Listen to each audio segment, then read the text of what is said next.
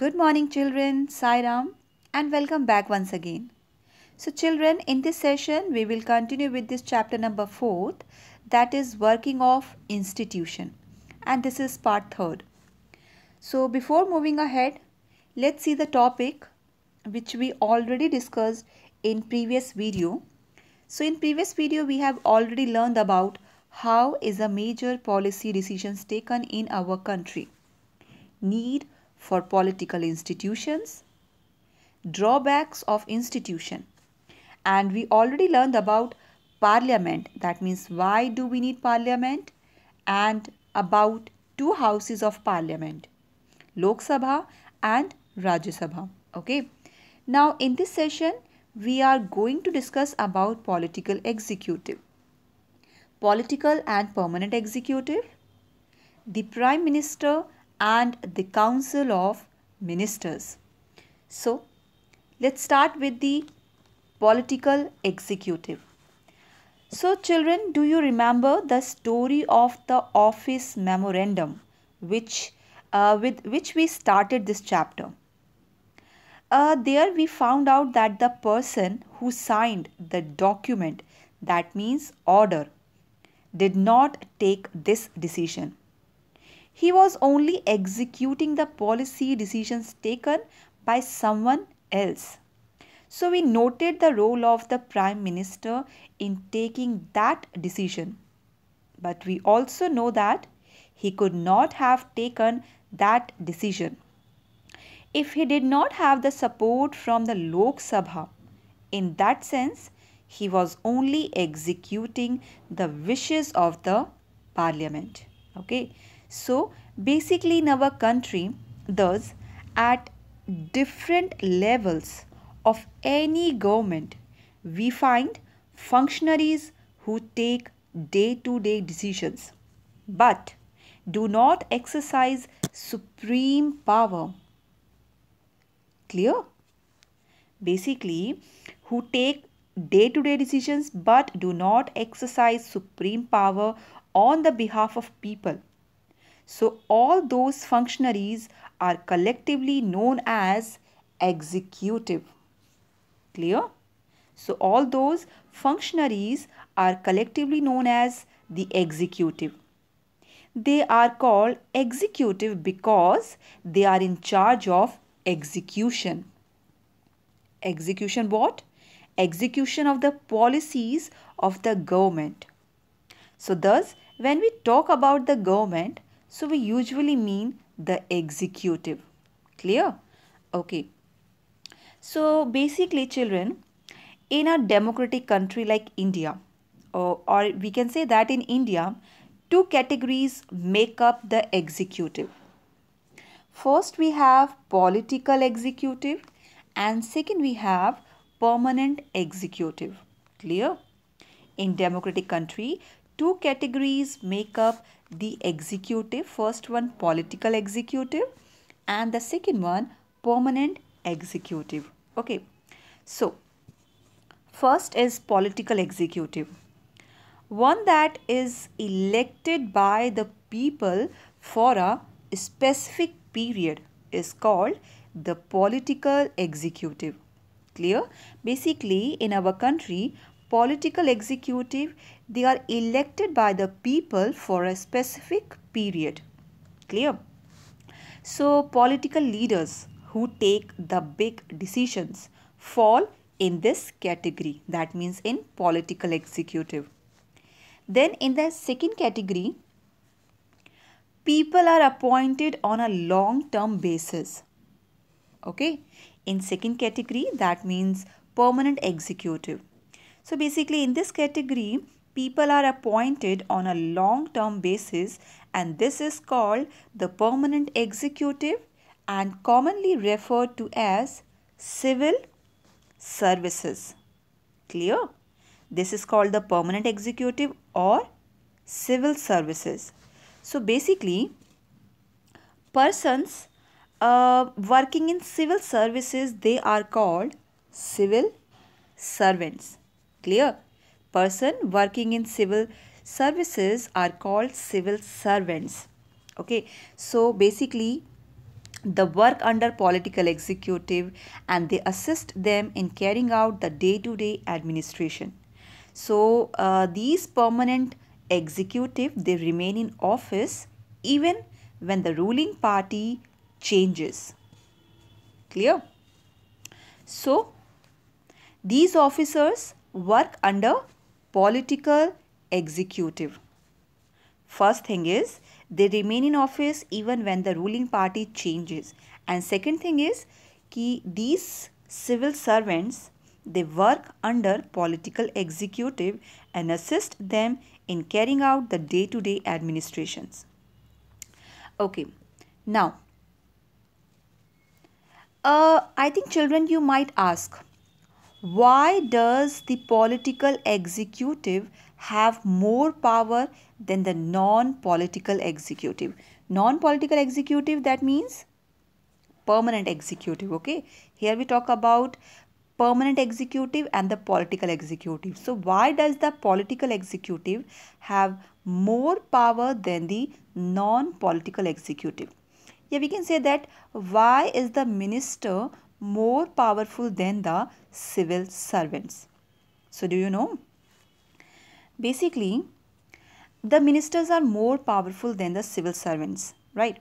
So despite the fact that the civil servants, they have more knowledge, okay, this is because the minister is elected by the people and thus empowered to exercise the will of the people on their behalf.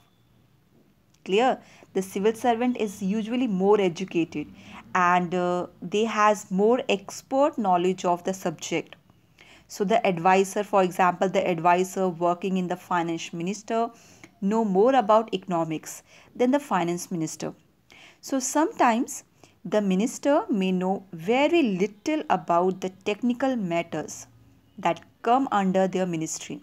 So this could easily happen in ministries like defense, industry, health, science and technology, mining, etc. etc. So why should the minister have the final say on these matters? So basically the reason is very simple. In a democracy, the will of the people is supreme, as we know that, right? In a democracy, the will of the people is supreme. So the minister is elected by the people and thus empowered to exercise the will of the power on their behalf. So she or he is finally answerable of the people for all the consequences of his decisions.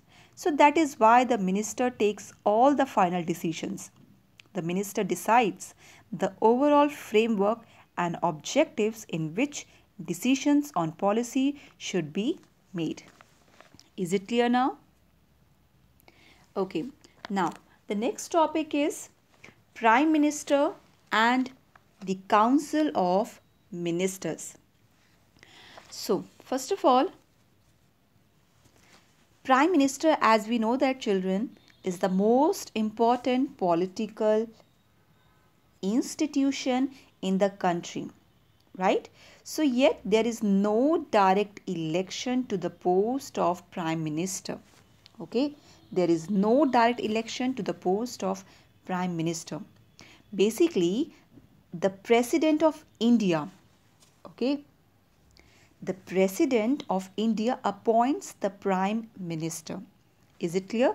First thing is there is no direct election to the post of Prime Minister, and second thing is basically the President of India appoints the Prime Minister of India.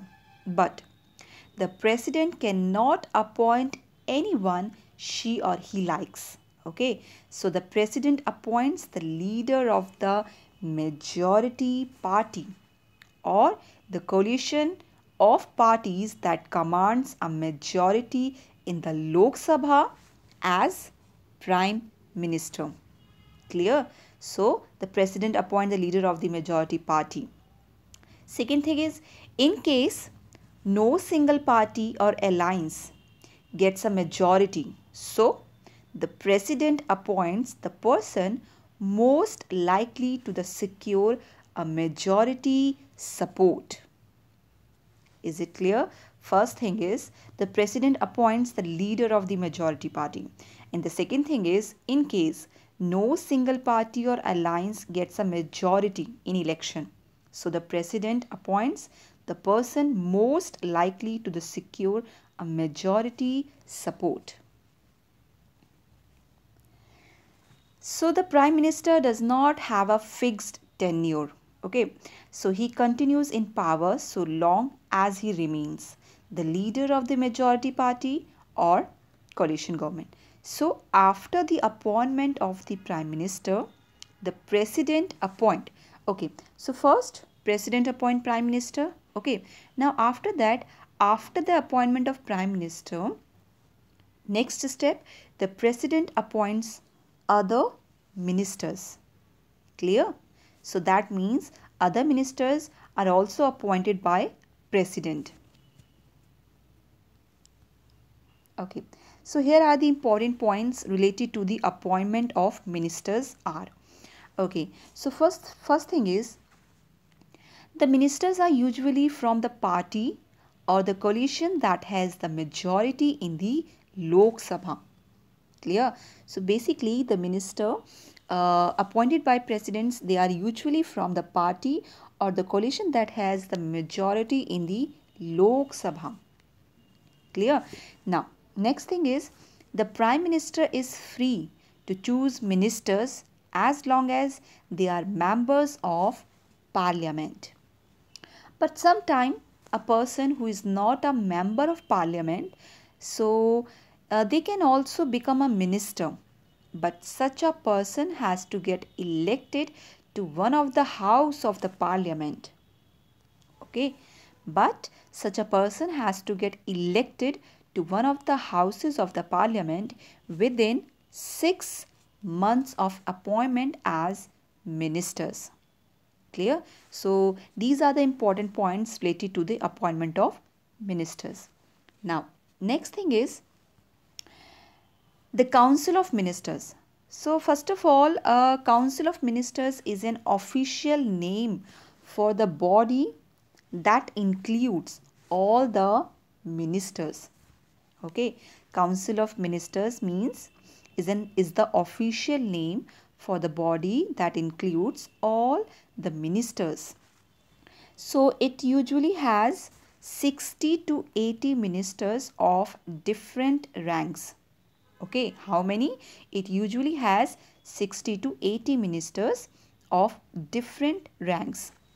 Okay, so the first category is cabinet ministers. So the cabinet ministers, they are usually top level leaders of the ruling party. Clear?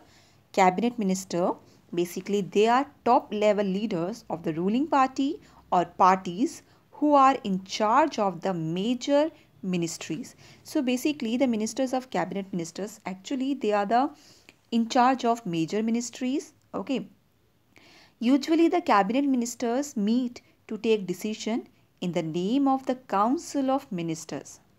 So cabinet is thus the inner ring of the Council of Ministers, and the most important is it comprises of about 20 ministers. Okay, so in cabinet ministry, basically it comprises about 20 ministers. Now next category, ministers of state with independent charge. Okay, so basically they are usually in charge of small ministries. They participate in the cabinet meetings but only when they specially invited. Okay, now the last, ministers of state. So ministers of states, they are attached and required to assist cabinet ministers. So basically ministers of state, they assist the cabinet minister. So children, is it clear about the Council of Ministers? So first thing is, the Council of Ministers is an official name for the body that includes all the ministers. Okay, now second thing is, the Council of Ministers comprises 3 categories. These are, first, the cabinet ministers. Second, the ministers of state with independent charge. And third, the ministers of state. So children, in a democratic country, since it is not practical for all the ministers to meet regularly and discuss everything, so the decisions are taken in cabinet meetings. That is why parliamentary democracy in most countries is often known as cabinet form of government. Clear? That is why the parliamentary democracy in most countries is known as the cabinet form of government. So the cabinet, as we know that, work as a team. The ministers may have different views and opinions, but everyone has to own up to every decision of the cabinet.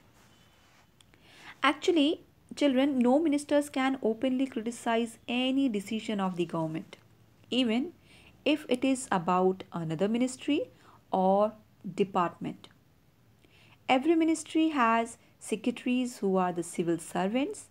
So the secretaries, they provide the necessary background information to the ministers to take important decisions. So the cabinet as a team is assisted by the cabinet secretariat, and this includes many senior civil servants who try to coordinate the working of different ministries. Clear? Now, move on to the next topic, powers of the prime ministers. Okay, so here are the major powers and the functions of the prime minister. So first we have chairman of the cabinet. So basically the prime minister, basically he just presides over the meetings of the cabinet, and the agenda of the cabinet meeting is also prepared by the prime minister. Clear? First thing, prime minister presides over the meeting of the cabinet, and the agenda of the cabinet meeting is also prepared by the prime minister. Second, link between the president and the cabinet. Okay, so first of all, it is the duty of the prime minister to communicate to the president about all decisions of the council of ministers. Clear? So first thing is, the prime minister is link between the cabinet and the president. So the decisions of the cabinet are conveyed to the president through the prime minister. It is he who keeps him informed on all matters of government. Is it clear? Next, foreign affairs. So the prime minister plays an important role in the management of foreign affairs. Actually, he formulates the internal and external policies of the government. Clear? So the prime minister formulates the external and internal policy of the country. Next, leader of the Lok Sabha. So first thing is, the prime minister is the leader of the Lok Sabha. So it is on his advice that the president summons and prorogues the session of the parliament. Clear? Next, formation of the council of ministers. Actually, the most important function of the prime minister is the formation of council of ministers. Okay, so the prime minister prepares first the list of his council of ministers and sends it to the president. Then the prime minister distributes portfolio among them, and he can change their portfolios whenever he likes. Okay, so these are the important, or we can say the major powers and the functions of the prime minister. Is it clear? So children, that's it for today, right? Now the next topic about president and judiciary system we will discuss in next video. Till then, take care and have a nice day.